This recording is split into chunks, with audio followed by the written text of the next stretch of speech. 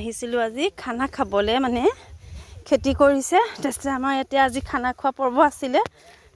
খানা খাবলৈ আহোঁতে দেখিছোঁ যে এয়া আইসকলে আমাৰ একদম সৰিয়হ উঠোৱাত একদম ব্যস্ত দেই। এয়া একদম লাগি গৈছে আৰু এইখিনি সময় শাক খোৱাৰ এটা আমেজেই বেলেগ।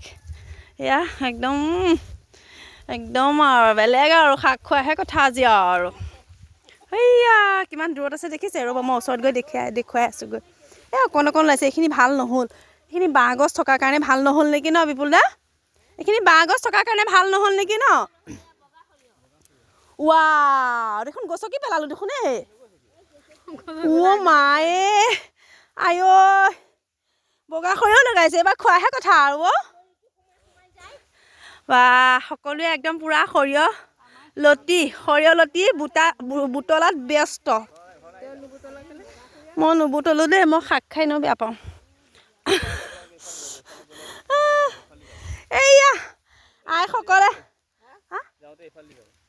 আইসকলে বুটলি শেষেই কৰিব এতিয়া দেখোন। যি দেখিছোঁ ধুমধাম বুটলিছে একদম। আজি মানে আইসকলৰ ঘৰত আৰু চবৰে ঘৰত আজি শাকৰ তৰকাৰী হ'ব যেন পাইছোঁ। আৰু কি ধুনীয়া হৈছে চাওক আমাৰ সৰিয়হ।